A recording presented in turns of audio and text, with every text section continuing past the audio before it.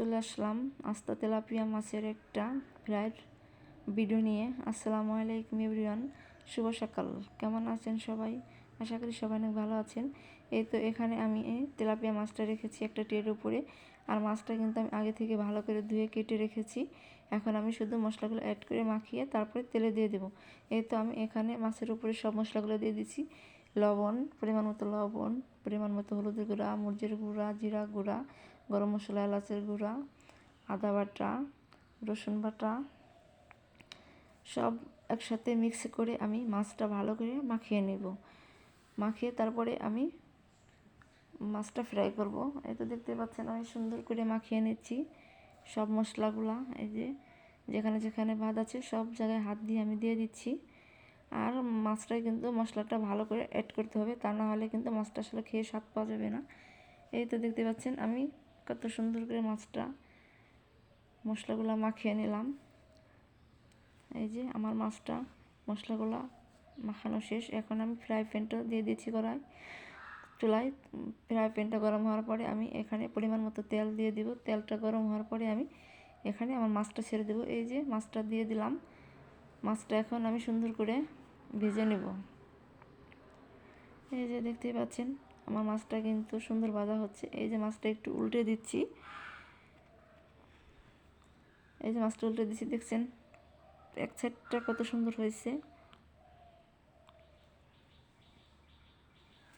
এই যে আমার মাছটা ভাজা হচ্ছে। আর সবাই একটু ভিডিওটা লাইক, কমেন্ট, শেয়ার করে পাশে থাকবেন। আর আমি কোনো রিলস ভিডিও আপলোড করতে পারছি না। রিলস ভিডিও আপলোড করলে ইস্যু দিয়ে দিচ্ছে, এই জন্য আমি সকাল সকাল একটা বড় ভিডিও আপলোড করছি। তো এই যে মাছটায় আমি সুন্দর করে তেল দিয়ে দিচ্ছি, কোথাও যদি কাঁচা থাকে এই জন্য আমি তেলটা দিয়ে দিচ্ছি চামচ দিয়ে।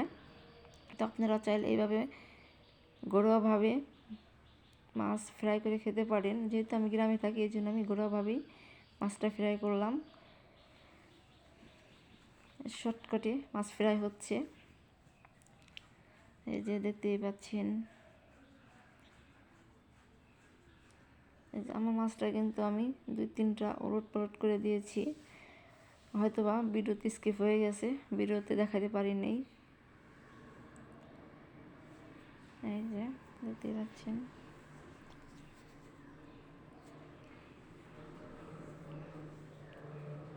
মাছটা সুন্দর ফ্রাই হচ্ছে। আমি সব জায়গায় ভালো মতো তেলটা দিয়ে দিচ্ছি যাতে মাছটা সুন্দর ফ্রাই হয় আর খেতে অনেক টেস্টি হয়। এই যে দেখতে পাচ্ছেন আমার মাছটা কিন্তু ফ্রাই করা প্রায় শেষের দিকে।